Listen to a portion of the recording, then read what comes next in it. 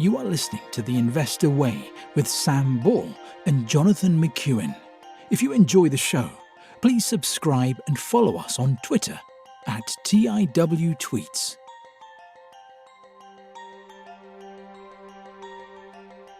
Hello and welcome to the Investor Way. It's our end of year special with the fantasy portfolio. Sam, do you want to give us a year in review? So for anyone who's not listened to the previous portfolio updates, I have re-released them all, so you should just be able to find them on the platform you listen, and they should be the latest episodes before this one. So very, very brief overview. 3 years ago, we built a £1 million portfolio, and we have updated it every year since. So this is it's the fourth episode, but it's the third since we originally created it. So I'll just run through my asset class. So the first one is Bitcoin. So we originally did a 2.5% allocation to Bitcoin. That is up 138.8% for the year. And that was at a loss last year. So we're now up 69% cumulatively. And that stands at 42,000, and that's 3.6% of the portfolio. I would probably propose leaving it as it is. It's not a huge allocation, but I think Bitcoin's doing quite well now. I probably wouldn't trim it because I just think it does seem to have started going on a bit of a run. What about you, John? Yeah, no, I would tend to agree with you there, Sam. I would let it run. I have Bitcoin in my own portfolio. It doesn't make up a small amount, but I'm just enjoying it, letting it run. That was an easy one. Next, we have the Bloomberg Commodity Index, which we did cut last year. So that's now down 12.72%. However, it's still up 44.76% overall. And that's worth 174,000. So it makes up 15.25% of the portfolio now. Between the Bitcoin and the commodities, they make up about 20% of the portfolio, just over, which is the level we cut it down to last year. Again, I probably wouldn't trim that again, although it is up 45%.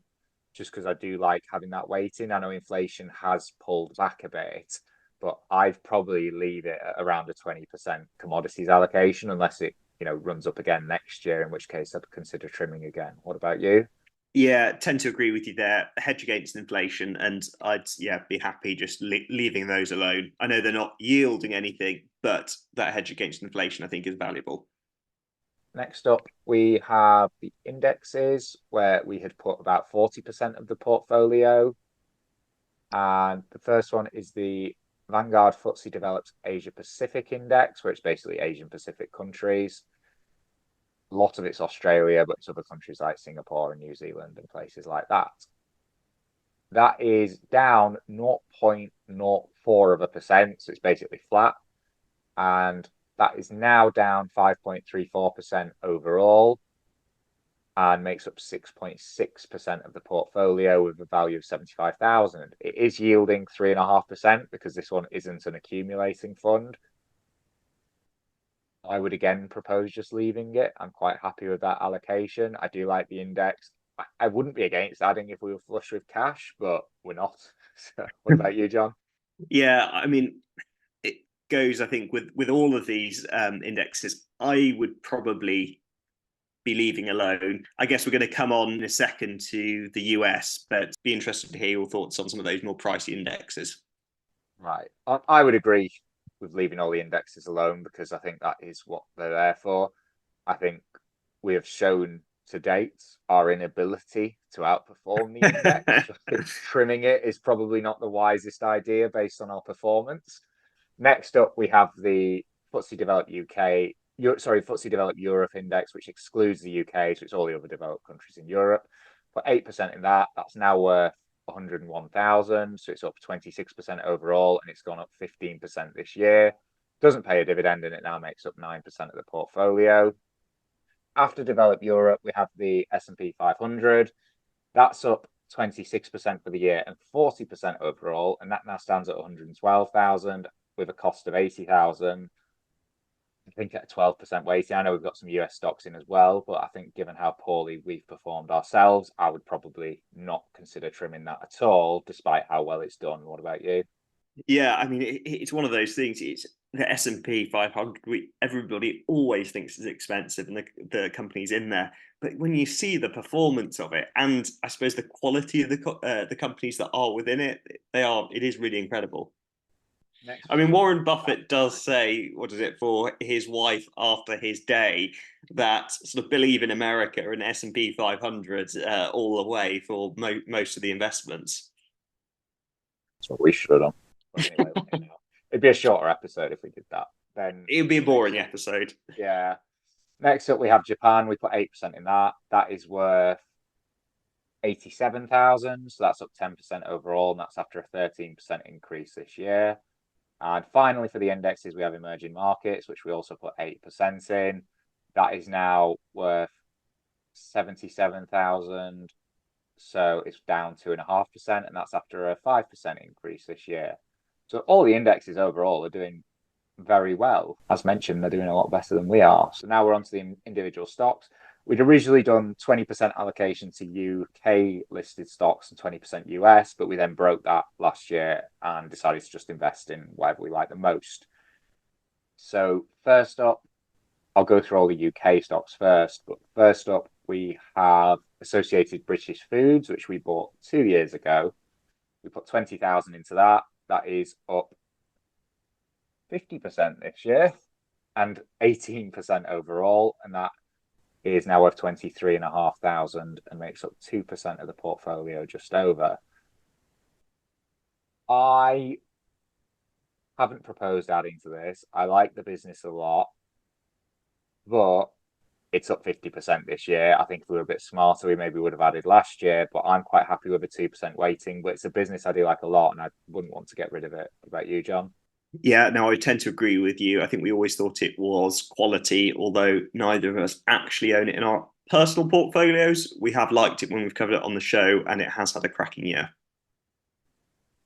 Next up, one that we do both own personally, Airtel Africa. That's up 16% this year.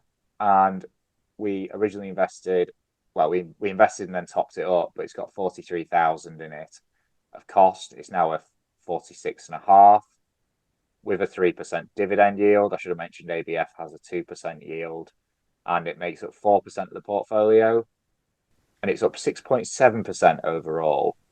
I'd probably leave this. I think 46,500, 4% weighting. We've got enough exposure that if it does well, we can do quite nicely, but it's not large enough that if it does terribly, it's going to ruin us. What do you think, John? I would agree with you. I think it's one of the more growth orientated stocks in our portfolio, although because of the markets it operates in, it's not actually that pricey. So yeah, potentially carries a little bit more risk in just the areas that it operates in. But I think we both believe in this company, and so far it has been delivering. Share price has done okay, but I don't think it's really kept pace with the numbers. Agree with that. It's got cheaper since we first bought it. Next up, we have Boohoo, which we added 2 years ago because we thought it was cheap. Cheaper. So it's actually had a decent year. It's up 16%, and it's now down only 65% overall. We unfortunately both own this in both our portfolios. We put in the fancy portfolio cost of 20,000, and it's now worth 7,000. My view would be that it's down that much. I wouldn't bother changing it for 7,000. Last year we talked about it when I was re-listening to that, and we said that we did still like it. I'm not sure I do like it anymore, but it's down so much that I would just leave it alone. What about you? Yeah, no, I would. We'll see what the long term future. I mean, it's a company that could easily, in the next few years, go bust. However, I would have some optimism for it. I wouldn't be adding to it. And again, in my own portfolio, I'm certainly not adding to it now. But I think we'll just hold tight on that. And Boohoo doesn't pay a dividend, nor should it. Next up, we have Games Workshop. We added this 2 years ago and tops it up last year as well. So we've got a cost of 32,500, and that's got a value now of 34,500, and that's after a 15% increase this year. And it's now up 7% overall. It also has a dividend yield of just over 3%. I like this stock a lot, but it's done okay since we bought it. it's still a decent allocation at 3% of the portfolio. I'd probably propose leaving it as it is, although it is a stock I do like a lot. What about you? Yeah, no, I would probably tend to leave it. I think we would have seen better performance, but we were, I think I'm right in saying, buying it quite close to the top. So we actually haven't seen all that much. But if you look at the numbers the group are putting up, it's fantastic. And they've got the Amazon deal. So I think there's an awful lot going for Games Workshop at the moment. But I'd probably just, yeah, leave it and hopefully let the group get on with it. Right. So next we have Gamma Communications. That was a new addition last year. We put 20,000 in. It's up 4% and now worth 20,800. It has a yield of 1.33% and it makes up 1.8% of the portfolio.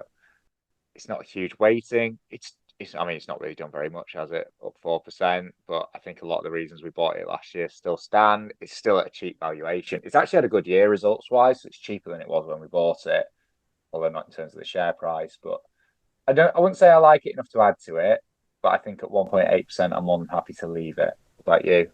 Yeah, not strong feelings on Gamma, to be honest. But equally, I've got nothing to say in terms of reasons why we would want to get rid of it. I mean, we'll come on to some of those ones we are thinking of selling, and those that, well, you have some ideas for adding, and so do I. It's going quite quickly, but a lot of the ones we want to change are in the bottom half. Yes. Next And up, they happen to be a lot of the ones we paid an awful lot of money for. yes, it is, yeah. So next we have Unilever, which was in there from inception. We put 20,000 in.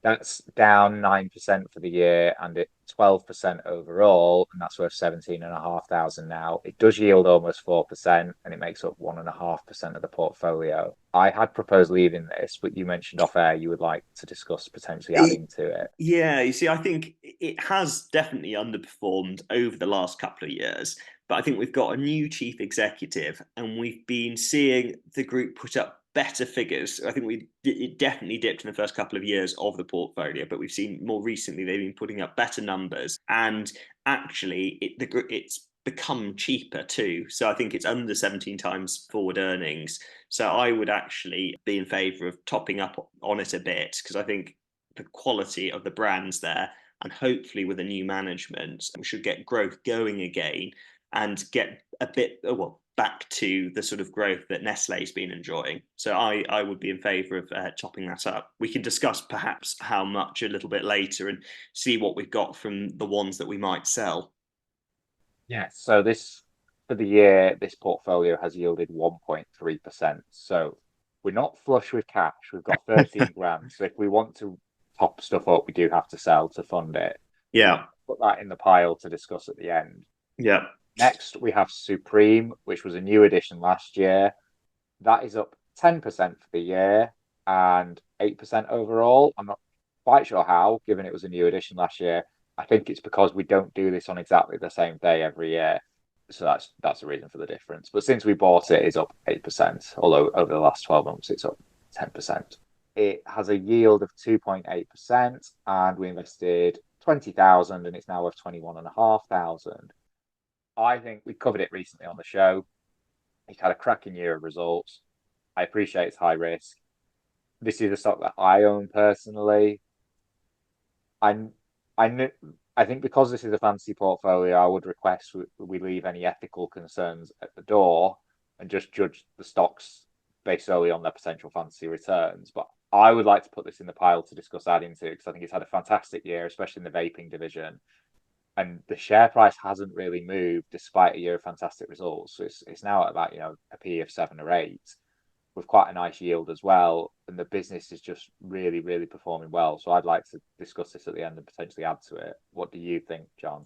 Yeah, I mean, I think, as you say, it has had a really good year with the results. I think the valuation, obviously, it controlled by the founder's family, and the other issues really with it are that it's incredibly concentrated in terms of its growth prospects in the UK vaping market.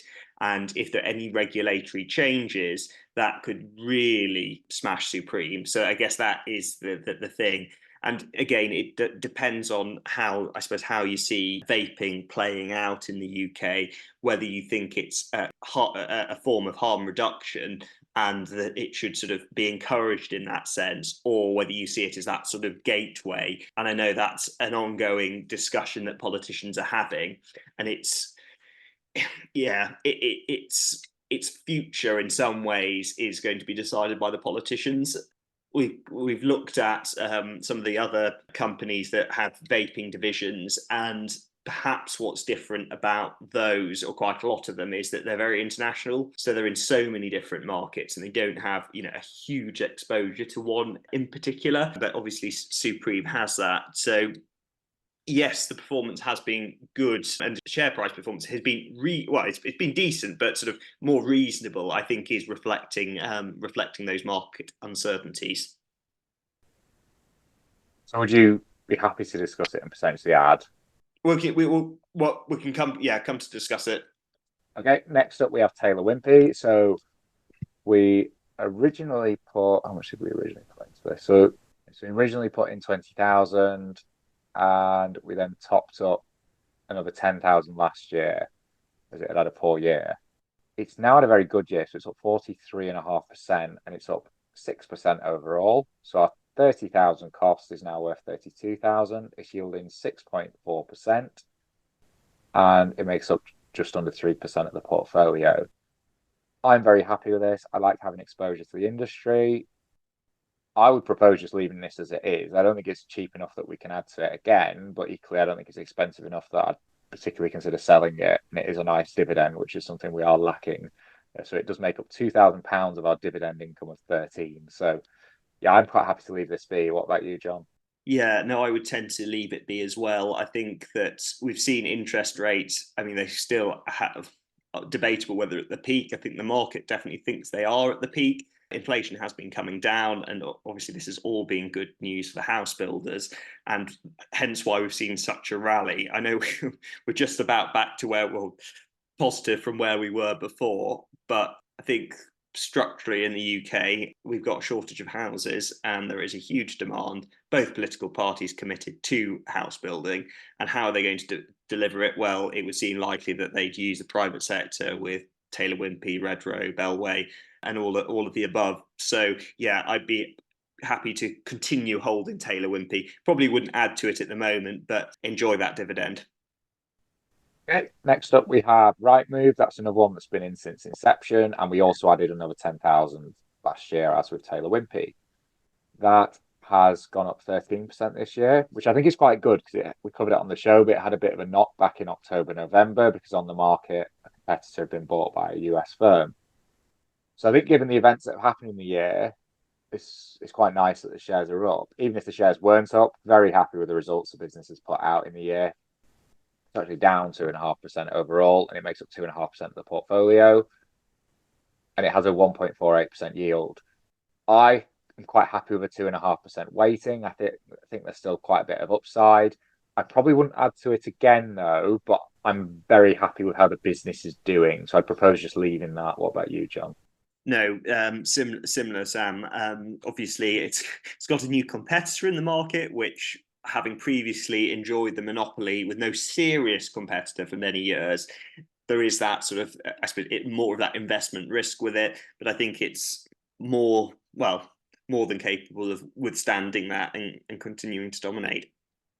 Next up, we have Money Supermarket. That's again been in since inception. That's had a very good year. That's up 46%, and that is now up 11% overall. But we have been getting pretty healthy dividends from it. It's now, the dividend's only now just over 4% a year because the share price has gone up. But we are getting a grander dividends year out of that as well. It's a cost of 20,000. It's now worth 22, and it makes up just under 2% of the portfolio. I'm more than happy leaving this in. I think it's a good stock. I still think it's a reasonable valuation. Don't think there's a need to add it because I think 2% is quite a nice weighting. What about you? Yeah, no strong feelings. It's done well, and I think it is a quality business. Of course, it did have a very difficult time with the energy price caps in the last couple of years, and effectively the energy switching market disappearing. But it's shown that it's resilient, and it's broader than just the energy switching. And if that comes literally back online in the next year or two, it'll be fantastic for Money Supermarket. It is a very nicely diversified business. So it's got quite a few different industries that it's in, and they're all there's nothing making up more than like 30% of revenue. So which is why the energy's gone off and it's been able to deal with it so well. Yeah. And of course, there's COVID and the lack of switching, holidays, and so many of the divisions being hit. But we're hopefully well and truly past COVID now. Next up, we have Hargreaves Lansdown. This was one of my pushes to get in the original portfolio. We put 20 grand in. Now worth 9.5. It's yielding 5.5% now. It was down 15% this year, and it's down 53% overall. It makes up 0.8%. I think we've given this a few years. I feel like for me, this is the year that I think the thesis has changed. It's now in quite a good environment with interest rates going up and stuff, but you're seeing the fees come under more and more pressure, and it has been reducing fees, as has AJ Bell, which isn't in this portfolio, but we've covered recently. I just think it's in a commoditized industry. I think it's in my personal portfolio as well, and I still hold on to it. I'm down about the same amount as this. I think it's a decent business and it's at a decent price, but I just think if I thought what I thought about it now 3 years ago, I wouldn't have pushed to put it in. Yeah. Because of that, I just think we should just get rid of it because it's not a stock I would include if we were building this from scratch today. Yeah, no, I would agree. I would agree with you, and I think all of those signs, both as consumers and by following the results from it, are showing that it is commoditized. I think it's becoming better if you're a consumer using it because as the fees have come down, but as an investor, it's not what you want to see. So are you happy to just get rid of that? I think so. I mean, you never wanted it in the first place. Right, next up we have Diageo. So oh yeah, covered it multiple times on the show. We put 20,000 in. It did do very well. It's now come back down to earth. It's down 21.5% this year. It yields 2.8%, and it's only down 1.75% overall because we were doing very well on it. Yeah. It makes up 1.7% of the portfolio. Yeah. I think it's basically the same price as when we put it in 3 years ago, but the performance has been fantastic since then. Yeah. And it's much cheaper than when we put it in, and I think we both liked it when we put it in. I think this is a business that should be in the discussion about adding to because I think the quality of the business, I think it's come down quite a bit. It's not, I wouldn't say it's cheap. Yeah. It's less expensive than it was, and it's not a business that ever seems to be cheap. No, I completely agree. And I think it has had some difficult events. Sales in South America obviously can be volatile, and they have been. So some sort of negative things in the results on that front. And then they had the untimely death of the chief executive as well. So there've been a few things that have knocked it, but I think it's got such good quality brands and it's a very well run business in the longer term, and even in the short term, next 2 or 3 years, I think it'll do very, very well. I'd put that in the mix to add to. Next up, now onto the non-UK listed stocks. So the first one is Alibaba, which is Chinese, but it's listed in the US. We put 20 grand in 2 years ago. It had a poor performance last year, and we decided to give it the benefit of the doubt. We did discuss selling it, but decided to give it another year, at least another year anyway. It's down another 12%. I don't think we've looked at this business since. It's down 35% overall now. It makes up just over 1% of the portfolio. I don't think we've covered this on the show for a couple of years. It's not a stock either of us actively follow. I know it was cheap at the time we looked at it and we did like it, and that those reasons might not have changed. It still might be a very good business. But I think we've given it the benefit of the doubt. A year's gone by and neither of us have actually looked at it. I just think cut our losses and sell it because even if it is a good stock, I don't think we really follow it enough to actually be able to make a judgment as to whether it should be in the portfolio or not now. No, I would agree with you on that, Sam. I think that's a sell, and we can discuss again where the cash goes. Right. Okay, so that was 20 grand. It's now 13. That's coming out. Next up, we have Fiverr. This is another one that went in 2 years ago. So we thought it was cheap, and then it drops 75%. This is what I pushed to add, in fairness. Put 20 grand in. It's down another, well, it's only down 6.5% for the year, but that was on top of a 75% drop. So it's now down 77. It's worth 4.5 grand. I would have the same, and it's worth 0.4% of the portfolio. I would have the same comments as last year. I still like this business. We have continued to cover it. I think it's actually now pretty reasonably priced. I think I just overpaid for it. I am quite happy continuing to hold this. I think there's other stocks I'd want to add before this, so I probably wouldn't put it in the discussion, but I'm happy holding it. I think yes, it's down a lot and we overpaid, but at current levels, I'm quite happy having it in at the current valuation, and I do like the business a lot. What do you think? Again, tend to agree. In fact, I'd probably put it in the category of should it be topped up on. Ooh, right. I'll pop it on the list. Right, that's going on the discussion list then. Next up, we have Meta. So Meta was one that was in the portfolio since inception. So that's Facebook. We put 20 grand in. It was up initially, and then it had about a 75% drop. It's our best performer for the year, having outperformed everything, including Bitcoin, and it's up 194%. It's now up 38% overall and makes up 2.5% of the portfolio. So we had 20 grand and it's now worth 27.5. I think the valuation is pretty reasonable now. I think when we first bought it, I think there was more cause for optimism. And I think when it had that 75% drop last year, there were a lot of concerns about the amount of money being pumped into the metaverse. And also the fact that Zuckerberg was making decisions that I didn't necessarily agree with, and because he had all the voting shares, there's nothing you could actually do to stop him. I think those issues are still there, even though the business is now at a fair evaluation, because I think it was just ridiculously cheap. But I think we're up 38% on it. I don't feel as strongly about it as I did when we first bought it. We've done fairly well on it. I'd probably just get rid of it at this point. What about you? Oh, I think it's tricky because I still don't think it's actually that expensive. And it is a very, very strong business. But I think a lot of the concerns we had when it was down 75% are still there. Yeah, Zuckerberg wants to pump money into the metaverse. There's not really anything we can do. no, I think I think it's a difficult one. So I think that's a really difficult one. Is it a leave or a discuss? Probably a discuss. Right, put it in the list. Next up, we have Etsy. This is a business I hold personally and I like. We continue to cover it on the show. So it was down a bit last year. So I don't think we've never topped this business up. So it was original investment of 20,000. I actually thought the valuation was, I thought you could make an argument for it when we first bought it. But anyway, down 32% this year, and it's now down 55% overall. So our 20,000 is worth 9. I really like the business. I hold it personally. I think the results are excellent. I think a lot of the metrics are moving in the right direction. It's very, very cheap. It's about 14 times free cash flow, and it's churning out cash. I think this business is undervalued. I like it a lot. I think it's a unique business. I don't think it can be copied. It's the go-to place for gifts and sort of craft items now. I think it's worth discussing topping it up. What do you think? I'd be in favour of that actually. I think it's a company that I never disliked, but the valuations of some of these US tech companies historically, and even now, have been tricky from an investment. For the figures Etsy's put up over yeah, the last 5 years, I think 14 times free cash flow is actually really, really cheap. Yeah. So we'll discuss that one then. Next up, we have PayPal. I pushed to add this last year, mainly on the basis of valuation. I own it personally. We put 20,000 in, down 14%, and it's down 19% overall. I think it's again similar to what happened with the other one, where it's just the dates don't quite align when we've recorded the episode. And it's worth 16,000 of our original 20. I still hold it. I still like it. I think it's a very cheap valuation. I know you've got some concerns about it more than me, and you don't own it.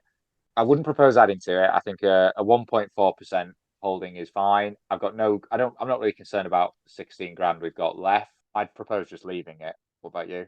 I would probably say leave it. And like as you say, with Apple Pay and Google Pay coming into the mix, it does put pressure on whether it's a business that's the structural decline argument. I think does have some credence in it, which is what makes me a bit nervy about PayPal. That's why you're getting such a quality business for 10 times free cash flow. Well, yeah, and you see it in the share price as well. So leave that one. Next up, we have Pinterest. That's been in since inception. Put 20,000 in. That's now worth 11. It was up 52% this year, and it's now only down 45%. And it makes up 1% of the portfolio. Yeah. It's had a very good year. It's had a much better year than Etsy, actually. I propose getting rid of it. Because I don't really follow it. I've sold it personally now. A lot of the metrics that I was hoping would improve over the last few years haven't really moved as much as I'd hoped. So, for example, the non-US users were massively under monetized compared to the US, and they haven't really been able to get those figures up enough. There was declining monthly active users last year. I don't know if that's changed because I've stopped following it since I sold it personally. But I just think, although it's down 45%, I think there's other businesses, and I know we need to double our money to make it back. I think there's other businesses we can potentially top up where we're more likely to double our money than if we keep it in Pinterest. Examples would be probably Fiverr and Etsy. I think it should go into one of those two probably. But it's not a terrible business, and it's not done as bad as some of the other stocks we bought in the US. But I think I'd just cut my losses on this after a good year and just put it into something else that we like more, but is down more. Yeah, it was never one that I was sort of had strong views on. I know it is one of the ones that you previously be keen on, Sam. I would be happy to take the cash and use it in a business I have more conviction in.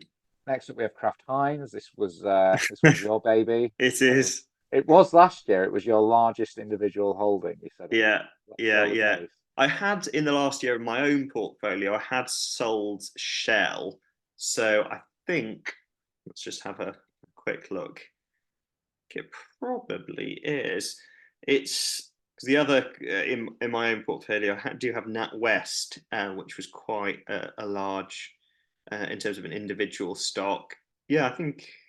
Oh no, Unilever is. I think it actually still is. Just right. So we put 20 grand into that. It had done well initially.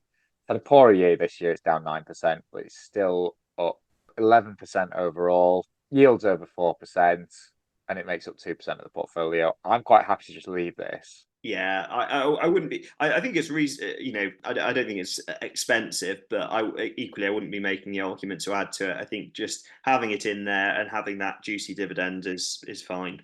Right, next up we have Berkshire Hathaway. We did buy the B shares, although with £1 million portfolio we could have afforded an A share. We've had that since inception. We've discussed selling it a couple of times, and the conclusion has always been to leave it alone. However, it's had another decent year. It's up 15%, and it's now up 65% overall. It makes up almost 3% of the portfolio. And our 20 grand is now worth 33. It's a fantastic business. It's obviously one run by the best investor in the world. That investor is now another year older, and his business partner has very sadly just passed away. I just think when we're up so much on it and we've got stuff we want to add to, Munger's now gone sadly, and Buffett's not getting any younger. I'd again probably put it in the list to discuss for raising cash, but I would understand if you wanted to carry on holding it. Yeah, tricky, isn't it? And it's also funny that in terms of its performance, it's the best performing stock or company that we have, isn't it? And it's smashed the index. Yeah, it has done very well. Yeah, but Yeah, size, is it going to continue to outperform the index? Probably. yeah. I suppose that is the big call. I'll put it on the list to discuss, but when we bought it 3 years ago, I wouldn't have expected it to have gone up 65% in 3 years. No, but again, the people running it. So yeah, final stock is Walt Disney, and Ooh. that was a double allocation, and it was then topped up again. It's actually, it's up 4% for the year, so at least it's stopped going down now. Our 56 is now worth 37,000. It yields under 1%. It's down 33% overall, and it makes up just over 3% of the portfolio. I really like this business, which is why we made it a double allocation and then added to it. You think the share price hasn't really changed. Obviously, Iger's back in, and he's now starting to turn the business around, I think. But I think at a 3.3% weighting, yes, it's still cheap, but I think we've got a decent enough amount already in there that I'd probably leave it this year. What about you? Yeah, no, reasonable. Still strong conviction behind the company, but I think we've put enough eggs in that basket. Very great. And finally, we've got the cash from the dividends, which is worth 13,000. Ooh. So overall, we are up 9.11% for the year, and we're up 14% overall. The benchmark, which is the world index, is up 21% for the year, or 21.8% for the year, and 19% overall. So we've underperformed the benchmark by 12% this year, and we're down against the benchmark 5% overall. I think last year we were also down 5%, but I think I changed the benchmark because I hadn't found it properly. So I think there was a mistake in last year. And last year we didn't give ourselves a pat on the back because I think we actually were up against the index last year, but I'd used the wrong index. So we never got the credit we deserved for it. But we are now down against the index and it's back. I listened to the first episode and it's now back to the original index that we used. So apologies for that error, but no one actually picked up on it in a whole year, despite it being one of our most popular episodes. So we got away with it. But yeah, we are now down 5% against the index, which I don't think it's terrible considering how bad all our stock picks seem to be. Any thoughts? No. So, if we're discussing what we might sell, Alibaba, I think we have both decided that's going to go. Yeah, agreed.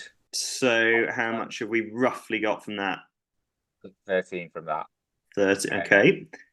And then, down. Yeah, You're happy to get that's another 9 or 9.5. Meta would be 27.5. Yeah, it's quite a lot, isn't it? In how much you want to buy, we don't have loads of cash, so you do need to sell something. Do you need to sell something? Okay. We don't have to buy anything though.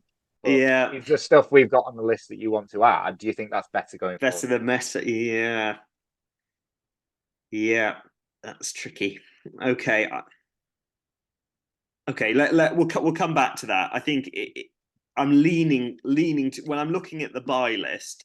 I am leaning towards a sale of it because there are some companies on there I do really like. Pinterest is next. That's gone. That's 11 raised. And then the last one is Berkshire Hathaway. Yeah. I mean, that would raise a lot of money if we did sell it. Yeah. And I'm not sure about it going forward compared to some of these other businesses. I think at least one of Berkshire or Meta needs to go. Yeah. So I don't know if you're happy to get rid of one or you want them both to discuss. We've done well on Meta. Okay, we'll let them both go. Shall I put forward some of my picks for potential buys? So I wondered about topping up on Unilever. I wouldn't suggest a huge amount, but maybe £5,000, something like that.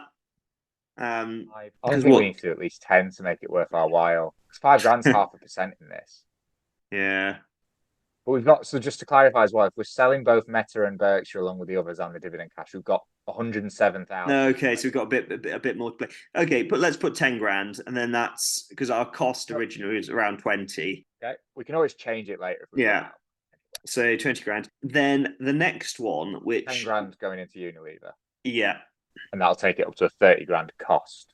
Yeah, 30 grand cost. Yeah. And then I'd be thinking about LVMH. We've covered it quite a few times on the show. It has been, historically more on the pricey side, although the share price has come back. It's a really high quality business with some of the most famous brands in the world. They've recently acquired Tiffany, I should say. I'd be in favour of starting a position in it. It would obviously be with a very long-term view. I don't think we're ever going to get it cheap, but whether we put a starting position of, what have we've generally gone 20 grand, maybe 20 grand initially. I do like the business. I'm not sure about the valuation, but I agree it's not the kind of business you're ever going to get cheap. So I think we'll initially put 20 grand, but it's one I'd potentially want to come back and discuss further if we run out of cash.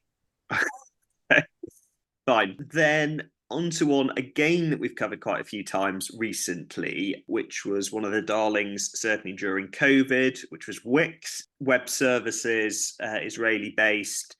I think it's an incredibly high quality company. And yes, it was eye-wateringly expensive during COVID, as some of the stocks we last mentioned. But I think it's now looking more like it's still very much a growth stock, but the valuation is much more reasonable. So I would wonder about taking a position in Wix, perhaps with some of the tech money, if you will, like Pinterest, because I think that is a business that we could see continued growth from for what is not an unreasonable valuation now. I own Wix personally. I'm happy with the performance and I think the valuation is pretty reasonable. I'm quite happy starting a position in Wix, but I probably wouldn't do full 20 grand because it's quite high risk and I think we've been burned with similar businesses like Fiverr, Pinterest. I appreciate Wix is now cheaper and we bought a lot of those businesses near the COVID highs, but I'd probably just throw in 10,000 to start and then revisit Yeah. in a year and potentially top up again, even if it's at a higher price. Yeah. No, that's fine. I think as well, it's come down so much. It's still down about 75, 80% from the COVID highs that even with a 1% position, we can still do very well on it. Yeah. Yeah. No, I'm happy with that. Do you have any others you want to discuss? I suppose towards the bottom, there were, and these are good companies, by the way, but Next and Inditex, they were there. We like them a lot when we do cover them. They're not shoot the lights out performance, but they are still high quality retailers. I think Inditex is too expensive. Next, I do like, but then it's up 40% in the past 12 months. Yeah. I know it's still at a PE of 14, but it's on, very good figures. I just don't know if I think we probably should have bought Next a year ago. I think we both really liked it.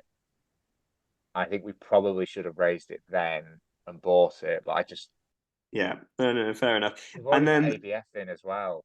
yeah, the other one that I also wondered about was Baltic Classifieds.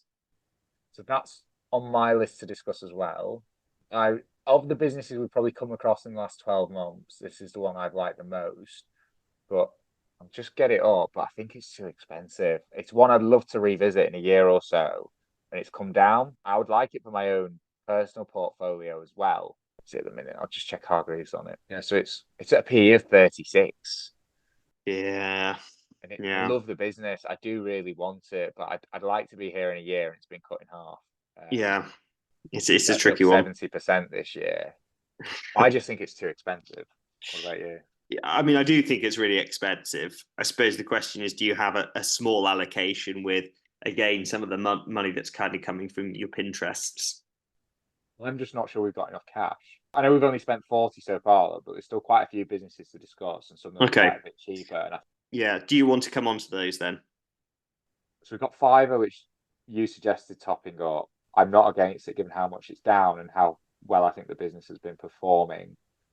I'd probably, if we're putting 10k into Wix, I'd possibly throw 10k at Fiverr. Okay. Yeah. Sort of half That would allocation take, almost. Yeah. yeah, so that would take it back up to about 1.5%, and we'd have put 30k in overall. Yeah. That sounds reasonable. Okay, I'll put that in for Fiverr. So we've now got 50 grand spent, but we can change this. One that I've put on my list was Supreme. Okay. It's had a So very that good year and the shares haven't really moved. We only put 2% in last year. I think that was mainly because of cash and also we didn't know the business as well at that point. And I just think at a 2% weighting, I'd be quite happy to increase that by another 10k. What about you? yeah. No. So we've now got 60k invested. So we've got, what, 47k left to play with. Another one on my list I wanted to discuss was British American Tobacco. We've covered this multiple times on the show. It's at a P of 6. It's taken an absolute battering recently. The yield is 9.5%. The next generation is doing very well. I think it's a much higher quality business than Imperial. I appreciate it's just had some write downs. I think it's on the non-combustibles. But I just think it's so cheap. I'd be quite happy to put 2% in this. And it's a very good dividend payer, which is, we are short on dividends in this portfolio every year. Yeah. I mean, I think it's one of those businesses, and again, as you said, ethical concerns aside, that has got an incredibly depressed valuation and lots of institutional investors pulling out, but it's still, whilst being in structural decline and it's sort of, I suppose, combustibles division, it's pumping out a huge amount of cash, which, as you say, some of it is going into sort of share buybacks, and then some of it is just going straight to investors in cash. So it's worldwide. It's not it's concentrated in the UK as well. So I think from purely from an investment point of view, you can see the attraction. So Sam, if you want to, put what were you suggesting? I do 20,000. 20,000. So that's 80,000 spent. So we've got 27,000 left. So the next one I wanted to discuss was Diageo. So we put 20,000 into that when we create the portfolio. It's done very well and then it's come back down. So it's actually down 2%. I just think after the couple of years Diageo has had, I didn't necessarily expect to get the chance to buy it this year at the same price, given the figures it's been putting up for the last few years. It's got a good dividend yield at nearly 3% as well. And it's just such a high quality business, so many high quality brands. I'd probably top it up and turn it into a double allocation, put another 20,000 in. But what are your thoughts? Because you do own this one personally. Yeah, I like it a lot, and I think doubling the allocation to it is very reasonable, actually. So I have two companies left I wanted to discuss, and we've got 7,000 left. So the first one was Coca-Cola Hellenic Bottling Company. We've covered this for a couple of years, and again, it was similar to Baltic, where I just wanted to throw its name in the mix, but it depended on whether we had better ideas. It's Coca-Cola, and they've got the bottling license in basically a lot of emerging market countries. However, it's not outrageous, but it's what is it? It's normally like 15 times earnings, which I think for the emerging market exposure is pretty reasonable, and I do like it a lot. But I just think, having been through the companies we've been through and the ones that you've raised as well, I think we've probably already got better uses for the cash. But I do like the business, and I think it's probably one that I might bring up again next year as one that we both like and follow, but haven't added to the portfolio. But if we could get it at a year end where it's a cheaper price, it's definitely one I'd like to have in there at the right price. What do you think? Yeah, wouldn't be rushing to put it above some of the ones that we mentioned, but it's not a bad shout overall. Right, so cross that off. I probably, because we've only got 7 grand left as well, I'll probably cross Baltic off as well now, because I just think without taking, if this is a new position, we're going to have to like decrease one of the others. And I don't know if at Baltic's valuation, I would take down the amount we're investing in, for example, like LVMH or Diageo or British American. So I'd probably take that off and hope it's cheaper next year. Yeah. Right. So we've still got 7 grand left. I've got one company to discuss, and that was Etsy.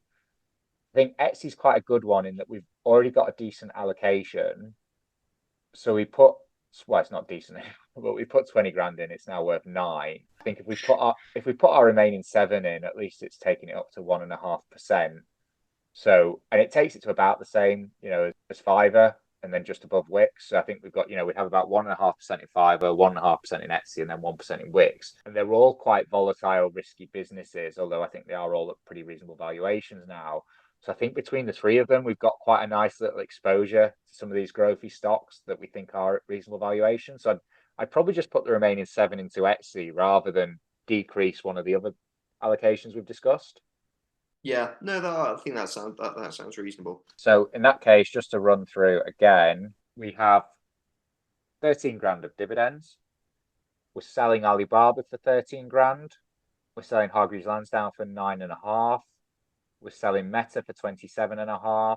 We're selling Pinterest for 11. We're selling Berkshire Hathaway for 33. And that gives us a total of just over 107,000 to play with. Of that 107,000, we're putting 10,000 into Supreme to top it up. We're opening a new position of 20,000 in British American Tobacco. We're topping up Diageo 20,000 to take that to a double allocation. We're topping up Etsy by £7,166.51 because that's all we've got left. And we're topping up Unilever by 10,000 to take that to about a 3% position. We're topping up Fiverr by 10,000 to take it up to a 1.5% position. We're opening a new position in LVMH of 20,000, which is just under 2%. And we're opening a new position of Wix of 10,000, which is just under 1%. Are you happy with all those, John? Yes. Right. So that's us locked in for another year. So yeah, just to reiterate, overall, we are up 9% for the year, but the market's up 14%, the market being the MSCI World Index. And we are down 12.5% versus the index in the last 12 months. And now we're down 5% versus the index overall after we hadn't realized in the previous years that we had actually outperformed it. So unfortunately, we never got to bask in our glory. If we'd known we'd outperformed it, maybe we would have just ended the fantasy portfolio there and claimed we were geniuses. But we're going to have to wait till we've caught it up again now. Any closing thoughts, John? No. Yeah, if we have any listeners next year, we'll see you then. Right. See you next year. Goodbye. Thank you for listening to The Investor Way. To get in touch, please follow us on Twitter at TIWTweets.